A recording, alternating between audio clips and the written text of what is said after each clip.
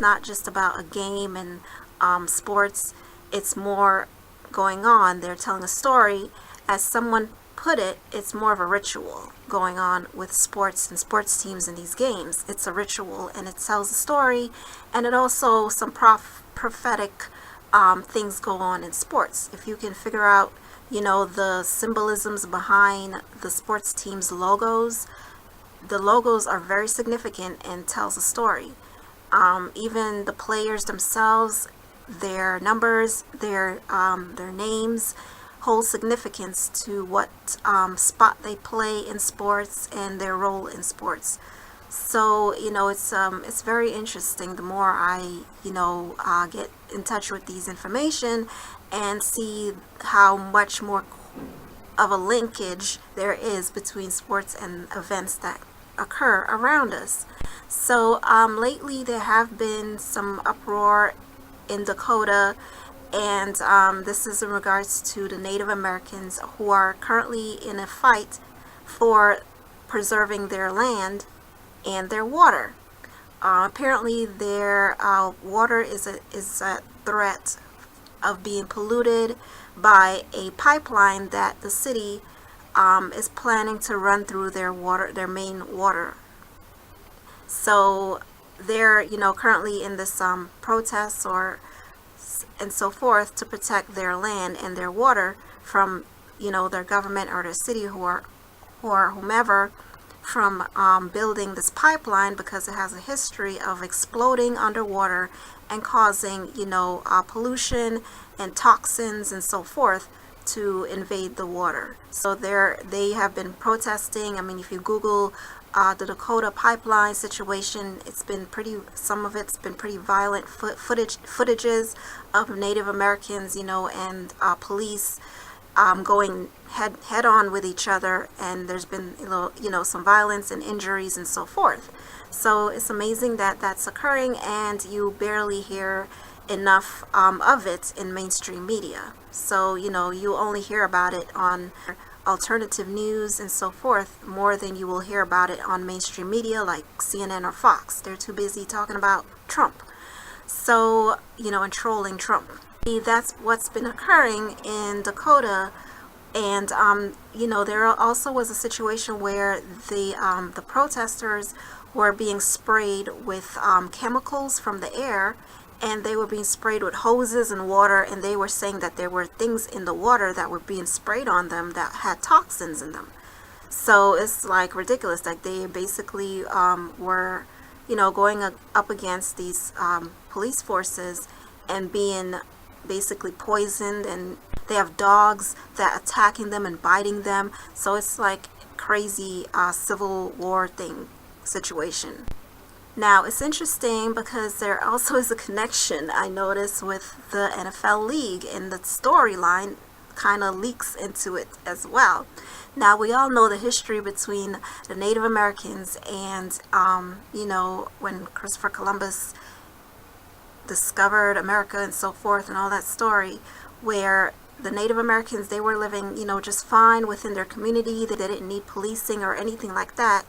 And then their village was invaded by, of course we know whom, the white man or whatever, came in and invaded their villages, used horses and guns to slaughter Native Americans. It was really brutal, bloody slaughter and genocide of the Native Americans. Then America was established with with a police force.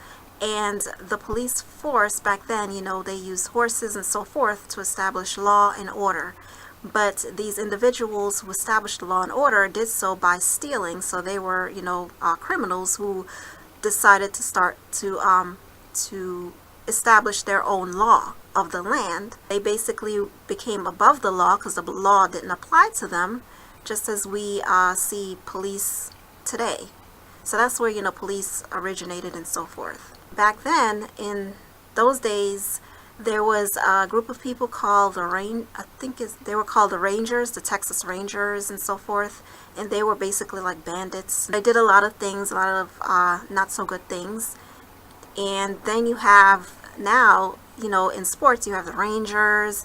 In baseball, and they have the white and blue color to represent police, and this links to, the Dallas Cowboys with the star pentagram on their helmet.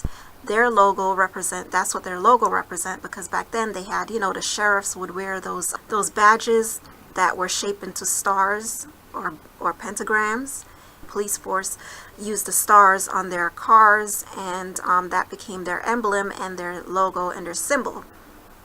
Which takes us to, of course, the Dallas Cowboys, the America's team, because America was established on slaughter and, of these cowboys coming in and slaughtering the Native Americans, killing them and taking over their land, which goes back to the Dakota pipeline. And I was reading about it. I thought it was interesting how it relates to the whole history that is occurring even today, where they are, going head to head with these same police force, fighting over their land, over their water, to protect their land and protect their water. They are being poisoned, have poison gas sprayed over them by helicopters and being sprayed by water. And Dakota is cold, and you're spraying these individuals with water, cold water on them, and then you have dogs, attacking them and biting them.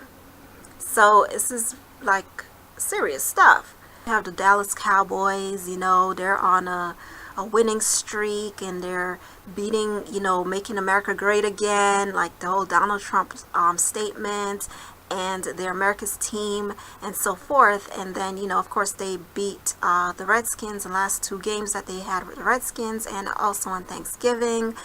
And, the whole storyline continues in the NFL. Another interesting connection, I noticed that there's a lot more Native American quarterbacks that are taking over certain teams. I was able to learn about DAK Prescott, the Dallas Cowboy quarterback that replaced Tony Romo, and I didn't realize that he was a Native American mix, and he has a tattoo of the dream catcher, which is a Native American symbol that they use to filter out dreams. They believe in that these dream catchers will filter out dreams and bad dreams and so forth. So that's a Native American symbol, and he has a tattoo of that on him, and he's a Native American, and his name is Rayne Dakota Prescott. So they call him Rayne. And it's interesting because, Rayne is water, which connects to the Dakota pipeline, the water being poisoned. And you have DAK Prescott on the Dallas Cowboys, the American team. DAK represents, back in history, when the Native Americans' villages and their land was taken over, there were Native Americans that saw they had no choice but to join the enemy. So they joined forces with their enemies and became cowboys themselves. So it's interesting that DAK Prescott is a cowboy, a Native American on a cowboy team that, basically demolished the Redskins. So that was very intriguing when I found out that DAK Prescott is a Native American himself. He's mixed. He's African American and Native American and some Caucasian as well. But he mainly associated himself with Native American because his name is Rayne, and he has the tattoo of the, dream catcher on him and so forth. So he's more attuned with his Native American heritage. And I noticed this year it's all been about, the Indians. Even with the World Series, they were defeated in the World Series. Then you have Sam Bradford. He is a Native American on the Vikings, and the Vikings was one of the teams that I had possibly making the Super Bowl. I didn't see Sam Bradford leading them to the Super Bowl, but him being a Native American, I don't think that he will. If he does make it to the Super Bowl with the Vikings, somehow they won't win the Super Bowl. If they do happen to make the Super Bowl at all, which it looks bleak right now, but hey, if the NFL is scripted and rigged, they could still make it to the Super Bowl. It doesn't matter.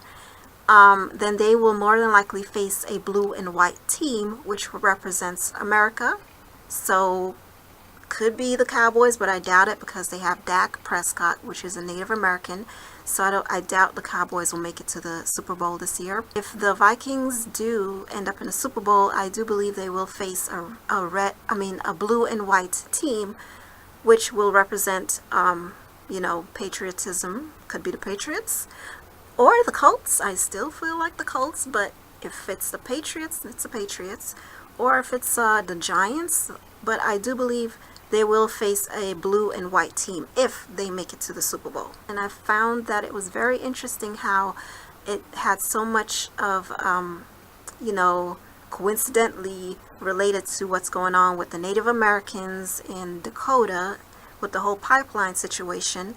And then you go back to the history and how the Dallas Cowboys are doing so amazingly well with a Native American on their team